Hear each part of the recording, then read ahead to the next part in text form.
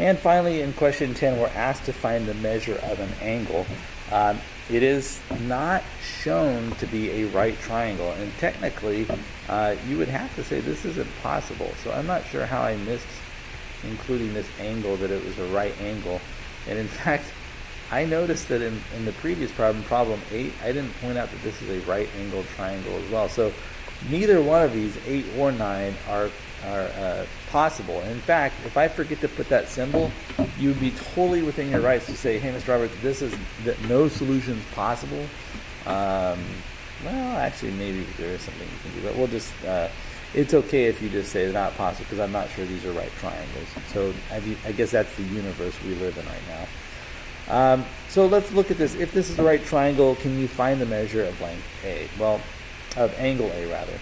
If I'm sitting here at angle A, I do have some information about size. I can see that I'm given the length of the adjacent leg, and I can also see that I'm given the length of the opposite leg.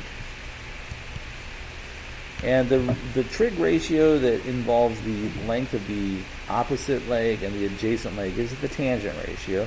I know that I can write that the tangent of any angle theta, and in this case the angle is A, so I'll say the tangent of A is equal to the length of the opposite leg divided by the length of the adjacent leg. So we've got 15 over 25.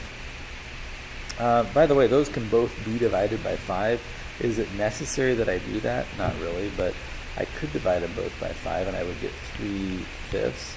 And if I need to figure out what A is, right, the mechanics are I'm going to use the inverse operation to liberate A from the tangent of A, and I end up getting that A is the inverse tangent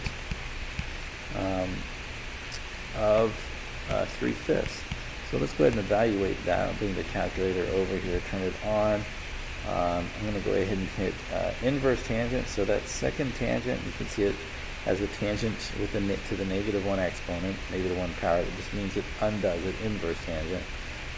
It's actually not, it's not an exponent, it's just a notational thing. So the inverse tangent of 3/5, and I get that that is 30.1. Just by the way, to satisfy my curiosity, if I did the inverse tangent of 15 over 25 over 25, the 2 doesn't want to work. You can see that when I do that, I also get 30.1 right there, 30.1. So the angle there has to be 30.1. So the measure of angle A is about 30.1 degrees. And by the way, you know that the tangent is 15 over 25, right? So this decimal, 15 over 25, should be the same as the decimal I get when I take the tangent of A. So you can see right there, that's A. If I took the tangent of that, so I'll say tangent of this angle, I can't go up in this.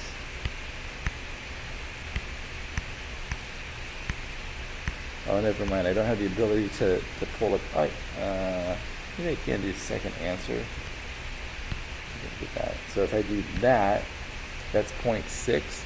And if I compare that to 3/5 or 15/25, that's also 0.6. So yeah, they are definitely equal. So the measure of this angle here is 30.1.